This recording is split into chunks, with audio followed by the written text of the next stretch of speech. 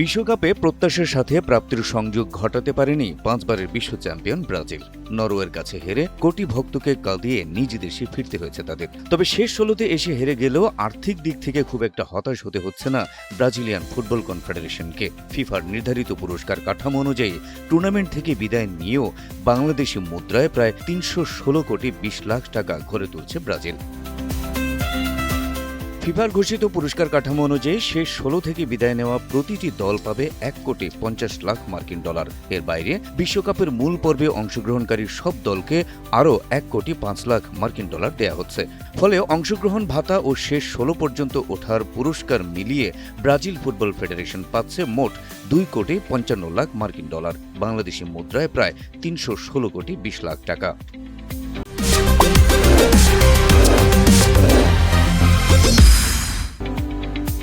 এদিকে মাত্র ৫.৫ লাখ মানুষের ছোট্ট আফ্রিকান দ্বীপরাষ্ট্র কেপ ভার্দে প্রথমবারের মতো বিশ্বকাপ খেলতে এসেই লিখে ফেলেছিল রূপকথার গল্প।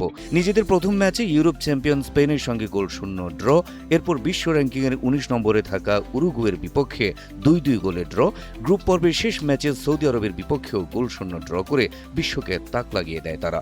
শেষ ৩২-এর ম্যাচে তাদের সামনে ছিল বর্তমান বিশ্ব চ্যাম্পিয়ন আর্জেন্টিনা। সেই ম্যাচেও সমানে সমানে লড়াই করে হেরেছে কেপ ভার্দে। প্রথম বিশ্বকাপে তাক লাগানো এই কেপ ভার্দেও বিশাল অঙ্কের অর্থ ঘরে তুলতে যাচ্ছে। যাতায়াত টিকিট এবং বিভিন্ন সাংগঠনিক ব্যয়ের জন্য কেপ ভার্দে পাচ্ছে $১৬ মিলিয়ন অতিরিক্ত আর্থিক সহায়তা। সাথে রয়েছে নকআউট পর্বে ওঠার পুরস্কার।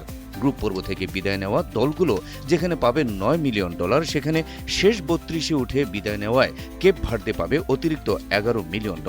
ফলে কেপ ভার্দের প্রাপ্তির হিসাব দাঁড়াচ্ছে কমপক্ষে $২৭ মিলিয়ন মার্কিন ডলারে, বাংলাদেশি মুদ্রায় যার পরিমাণ ২৫০ কোটি টাকারও বেশি।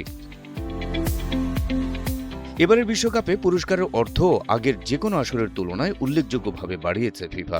সংস্থাটি মোট ৭২ কোটি ৭০ লাখ মার্কিন ডলার পুরস্কার হিসেবে বিতরণ করছে, যা বাংলাদেশি মুদ্রায় প্রায় ৯,০১৫ কোটি ৮০ লাখ টাকার সমান। তবে এটি সত্যি বিশাল অঙ্কের অর্থ প্রাপ্তির চেয়ে মাঠের প্রাপ্তিটাই বেশি আনন্দ দেয় ফুটবলারদের।